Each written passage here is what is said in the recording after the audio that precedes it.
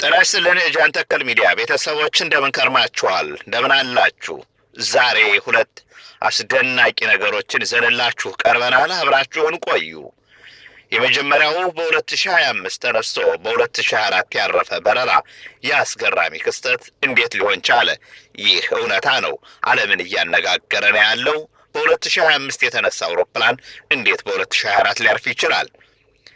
የካቴ ፓሲፊክ በረራ ቁጥር 880 የካቲት 23 2017 ዓመተ ምህረት ጃንዋሪ 1 2025 እኩለ ሌሊት ላይ ከሆንግ ኮንግ ቢነሳም የአሜሪካዋን ከተማ ሎስ አንጀለስ ያረፈው ግን ቀን መቁጠሪያው አንድ ሙሉ ቀን ቀደም ብሎ የካቲት 22 ቀን 2017 ወይም ዲሴምበር 31 2024 ነበረ። ያስገራሚ ክስተት ለመሆኑ እንዴት ሊሆን ቻለ? የክስተት የሳይንስ ልቦለድ ፊልም የሚመስል ቢሆንም የጊዜ ጉዞ ውጤት አይደለም። እውነተኛው ሚስጥር በዓለም ላይ ባለው የሰዓት ቀጠናዎች ወይም ታይም ዞን እና ዓለም አቀፍ የቀን መለወጫ መስመር ኢንተርናሽናል ዴት ላይን ላይ ነው ተብሏልኝ። ይህ መስመር በፓሲፊክ ውቅያኖስ መሃል ላይ የሚገኝ ሲሆን የአንድ ቀን መዘግያና የሌላ ቀን መጀመሪያ ሆኖ ያገለገለ ነውም ተብሏል። ከአውሮፕላኑ እንደ ሆንግ ኮንግ ወይም ምዕራብ ተነስቶ ወደ ሎስ አንጀለስ ምስራቅ ሲጓዝ ተጓዦች ይህን መስመር ያቋርጣሉ። መስመሩን ከምዕራብ ወደ ምስራቅ መሻገር ማለት ደግሞ አንድ ሙሉ ቀን መቁጠሪያው ላይ መቀነስ ማለት ነው ተብሏልኝ። በረራው በሚነሳበት ወቅት ሆንግ ኮንግ አዲሱን ዓመት 2025 እያከበረች ሲሆን ተጓዦቹ በአካል የሰዓት ቀጠናውን በመለወጣቸው አሜሪካ ገና በአሮጌው ዓመት በ2004 የመጨረሻ ቀን ላይ እያለች ያርፋሉ ማለት እንደሆነ ተብራርቷል። በመሆኑም የካቴ ፓሲፊክ 880 ተሳፋሪዎች ከቴክኒክ እይታ አንጻር በ2025 ተነስተው በ2024 ማረፍ ችለዋል። በአየር ላይ የቆዩበት ሰዓትና በምድር ላይ ያለፈው የቀን መቁጠሪያው ለውጥ ልዩነቱን በትልቅ ምክንያት እንዲፈጠር አድርጎታል። ይህ ክስተት ዓለም አቀፍ ጉዞና የጂኦግራፊካል የጊዜ አወቃቀር የሚያመጣው አስደናቂ ተጽዕኖ ማሳያ ነውም ተብሏል ሲል መናኸሪያ ኤፍኤም ነው የዘገበው። እንግዲህ ታያችሁ የተነሳው ከሆንግ ኮንግ ነው። ሆንግ ኮንግ አንድ ቀን ቀድማ ነው ከአሜሪካ በፊት። በተለይ አውሮፓውያን ይቀድማሉ በአንድ ቀንና እነሱ ጋር ቀን ሲሆን ገና አሜሪካ እየመሸ ነው። እነሱ ጋር ሰኞ ጧት ሲሆን ገና አሜሪካ እሑድ ማታ ነው። ስለዚህ ይህ በረራ ከሌሊቱ 12 ሰዓት በኋላ ከሆነ እንደ ነገ ስለሚቆጠር ሆንግ ኮንግ 2025 ገብቶ ችቦ እያበራች ይሄ ፕሌን ተነሳ። አሜሪካ ሲደርስ ግን ገና አሜሪካ አልገባችም። ወደ 2004 ላይ እያለች ነው አሜሪካ ያረፈው ይሄ አውሮፕላን። ስለዚህ ሰዎቹ ዛሬ 2025ን አክብረው ሲመጡ አሜሪካ ገና 2024 ላይ ደረሱ። በጣም የሚገርም ነው። ስለዚህ ይህ ታምር ተብሎ በ2025 ተነስቶ በ2024 ያረፈው አውሮፕላን ተብሎለታል። ይህ የዓለም አንዱ ድንቅ ማሳያ ነው ተብሏልኝ። ስለዚህ እንዲህ አይነት ታሪኮች አሉ። በእውነት በተለይ ስናየው ምን ለማለት ተፈልጎ ሰው እንዴት ፕሌን እንዴት ወደ ኋላ ሄደ? 2025 ተነስቶ እንዴት ወደ 2024 ያርፋል?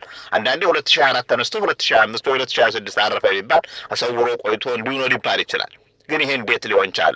ወይም በ2024 አንድ ቦታ የተነሳ አውሮፕላን 2025 ሲሆን እንደ ትናንት ተነስቶ ዛሬ 2025 ቢገባ እንደዛ የተለመደ ነው።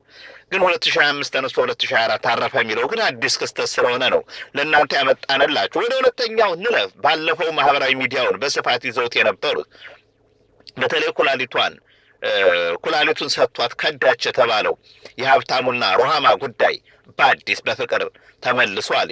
እጅግ ብዙዎችንም እያነጋገረ ነው ያለው። ከሞት በኋላ የደገመ ፍቅር ተብሏል። ሀብታሙና ሩሃ የፍቅራቸው ታሪክ ተስፋ የቆረጥንበት ግን ተስፋ የማንቆርጥበት ታሪክ ነው ብሏል። ሌላውና አዲሱ የሰማነው ደግሞ አይደለም አካሌን ሕይወቴን ልስጣት፣ ከዚህ በኋላ ከእሷ ጋር ለመኖር ፈቃደኛና ዝግጁ ሆኛለሁ ብሏል። ሩሃማ በሕይወትና በሞት መካከል ስትዋልል ሀብታሙ የሰጣት ስጦታ የኩላሊት ልገሳ ብቻ አልነበረም፣ የሕይወቱንና የነፍሱን ቁራጭ ጭምር እንጂ። ሀብታሙ አይደለም አካሌን ሕይወቴን ልስጣት፣ ከዚህ በኋላም ከእሷ ጋር ለመኖር ፈቃደኛና ዝግጁ ሁኛለሁ እያለ ነው እንደ አዲስ። ሩሃማ በእንባ ታጅባችን ቀን በጣም ስጠብቃትና ስጸልይ ነበር እያለች ነው። እንግዲህ ትናንት ይህን ብለው ነበር፣ ዛሬ ደግሞ ወደ ተግባር ቀይረውታል፣ ተፈጽሟል። ኩላሊት የሰጠ ፍቅር አዲስ ምዕራፍ የከፈተ እርቅም ተብሎለታል።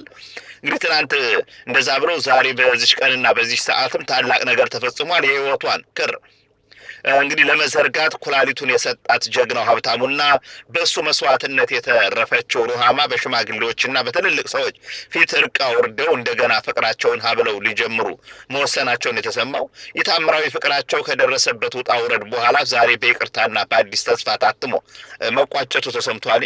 ሀብታሙ ግንባሯን በፍቅር ስሞ ሩሃማም ጥምጥም ብላ በማቀፍ የልብ እርቃቸውን ፈጽመዋል። ይህ እርቅ የፍቅር ቃል ኪዳን የተስፋ ምልክትና የሁለተኛ እድል መጀመሪያ ነው ተብሎላቸዋል። ሁለተኛ ፍቅር ሁሉንም ነገር አልፎ ለድል እንደሚበቃም ማረጋገጫ ነው ተብሏል። እንግዲህ የነሱ ጉዳይ እንግዲህ ለተከታዩ የህይወት ምዕራፋቸው በሙሉ እንግዲህ በፍቅርና በሰላም እንዲኖሩ ብዙዎች እየተመኙላቸው ነው ያሉትኝ። እንግዲህ በጣም የሚገርም ነው። አንዳንዶች እንደውም ወንድ ልጅ ምስኪን ነው ግን ለፍቅር ንጉስ ነው ብሎታል። ብዙ ጊዜ ወንድ ልጅ በስሜቱ ጠንካራ በውሳኔው የገዘፈ ይመስላል። እውነት ነው። ነገር ግን ከልቡ ሲወድ በስሜት ፊት ምስኪን ይሆናል። በሌላ አባባል እጅ ይሰጣል ማለት ነው። እውነተኛ ፍቅር ሲባልም ይሄ ነው። እንግዲህ የኩራት ጋሻውን ይጥላል። እሺ ብሎም ለመቀበል ይቅርታ ለመጠየቅ ስህተቱን ለማረም ወደ ኋላ አይልም። ለፍቅሩ ሲል የራሱን ክብር መስዋዕት ያደርጋል የተባለው ከእሷ ህይወት ጋር እንዲገጣጠም የራሱን የወደፊት እቅድ ይቀይራል። የነበረውን መንገድ ትቶ ለጋራ ህይወት የሚሆን አዲስ ምዕራፍም ይጀምራል። የምትወደውን ሰው ለመጠበቅና ደስተኛ ለማድረግም በጭንቅላት የሌለውን ጉልበት ትዕግስትና ብልሃትም ትፈጥራለህ። የመስዋዕትነት ጀግና የሚሆነውን ያኔ ነው ተብሏል። መከራን በፈገግታ ይቀበላል። ለቤተሰቡ ለሚወዳ ሴት ሲል በራሱ ላይ የሚደርሰውን ጫናና ውጣ ውረድ በዝምታ ተሸክሞ ወደ ውስጥ ይዞት ይገባል ነው የተባለው። እንግዲህ በውጡ የደስታ ምንጭ ሆኖ መቅረብ ለሱ መስዋዕትነት ነው። አሁን ወንድ ልጅ ምስኪን ነው፣ በፍቅር ስሜት ይሸነፋል። ከልቡ ለወደዳት ሴት ሲል ሁሉን ነገር መስጠት ይችላል። ይህ ድክመት ሳይሆን የፍቅር ታላቅነትና ጥንካሬ ነው ተብሏል። እንግዲህ ውድ ወንዶች መስዋዕትነታቸው ክቡር ነው፣ ውድ ሴቶች ደግሞ ይህን መስዋዕትነት ይረዱታል ተብሏል።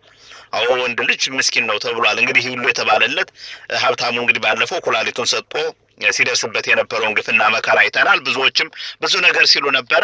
እንግዲህ ወንድማችን ያን ሁሉ ትቶ ለፍቅር ተሸንፎ በተለይ ደግሞ ሽማግሌዎች ሲሸመግሉት ሰምቶ ያን ሁሉ ይቅርታ ብሎ ለዚህ ታላቅ ቁም ነገር በቅቷል። እንግዲህ ባጭሩ ነው የተፈጸመው። ነገር ግን እንደባለፈው ወቅታዊ አጀንዳ ማድረግና ሌሎችን ነገር መሸፈን አያስፈልግም። ይሄን ነገር አልፈው ግን ለዚህ በመድረሳቸው በጣም ትልቅ ነገር ነው።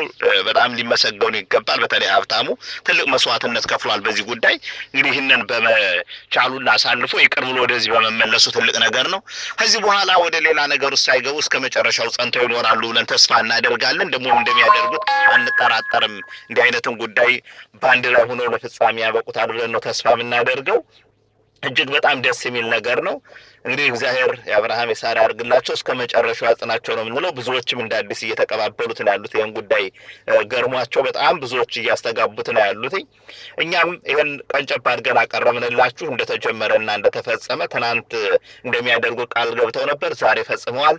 እስከ መጨረሻው እንዲጸና ያላቸው ፍቅራቸው ሁላችሁም እንግዲህ የተባረከ ያድርገው በሉ። ለዛሬ ያዘጋጀንላችሁ ሁለት ግሩማን ታሪኮች እነዚህ ነበሩ። በቀጣይ ሌላ መረጃዎችን ዘንድ እንመለሳለን። እንወዳችኋለን። ሰላም ሁኑልን።